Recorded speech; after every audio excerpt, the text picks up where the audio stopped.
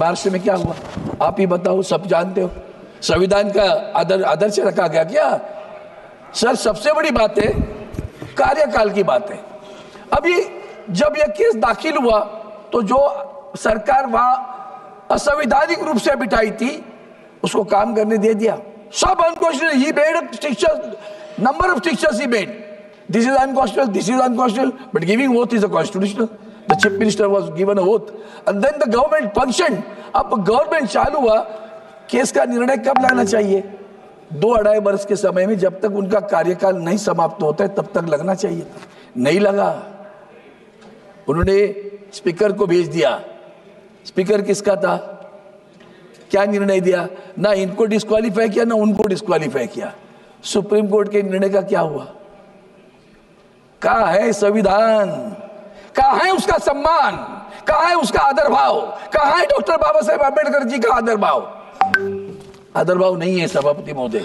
सभापति महोदय, गवर्नर साहब, ये इनका जो गवर्नर साहब के बारे में भी बता दो, संविधान की बात करते हो। अब हम देख रहे बिल पास किए जाते हैं।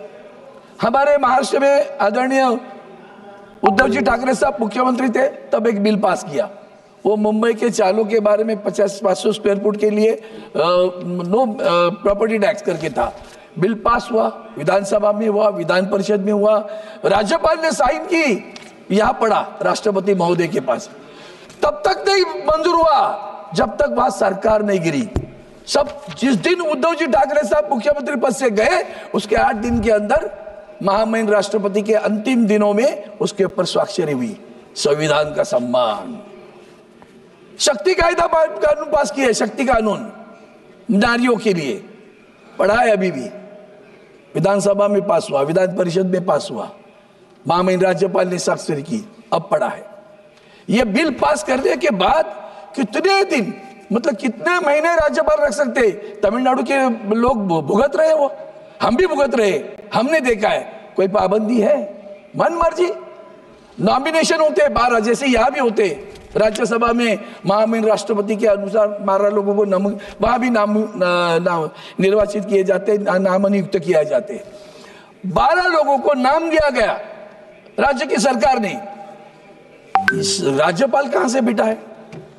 कौन बिठाता है राज्यपाल महोदय को? वहां बैठे 12 लोगों की नाम सूची देने के बावजूद भी अंत तक 2.5 बरस तक राज्यपाल महोदय ने साइन नहीं की, और अभी 7 लोगों की साइन करके भेजे। ये तुम्हारे संविधान का सम्मान है। सभापति महोदय, कोर्ट में मुझे तो कभी कभी लगता है कि न्यायपालिका स्वतंत्र रही है क्या? डरपोक लोग बैठे वहां, पूरे डरपोक लोग हैं। वो चंद्रचूड़ साहब ने तो आग लगा दी, अभी बाकी लोग भी है। एक न्यायपालिका, मुझे कमाल लगता है कि एक जज, हाईकोर्ट का जज, एक दिन में इस्तीफा देता है, दूसरे दिन किसी पार्टी को ज्वाइन करता है, तीसरे दिन संसद चुनाव लड़ता है, चौथे दिन सांसद बन के आता है। कूलिंग पीरियड भी नहीं क्या?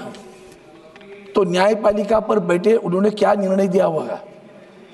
दूसरे न्यायाधीश यहां हमारे राज्यसभा में सांसद बन के आए हैं, चीफ जस्टिस। ये सब लोग आगे चल के हमें क्या मिलेगा? तो उसके लिए तड़पते रहते हैं। हाँ? आवाज नहीं आ रही आपकी?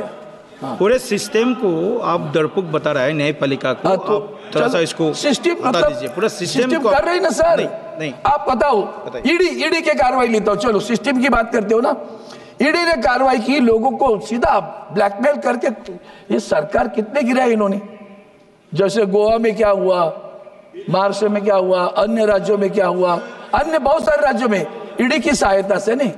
ईडी ने जिनको हिरासत में लिया, आगे चलकर कोर्ट ने क्या कहा पता है? हमारे संजय राउत साहब 100 दिन थे, क्या कहा? इस केस में कुछ दम नहीं है। अरे केस ही नहीं है, 100 दिन जेल में। वो शाहरुख खान का बेटा, वो आर्य खान, वो दिन 8, 10, 15, 20 दिन जेल में। अरे क्या ईडी का चल रहा है? संविधान का सम्मान, वाह वाह वाह वाह, क्या संविधान का सम्मान हो रहा है सर।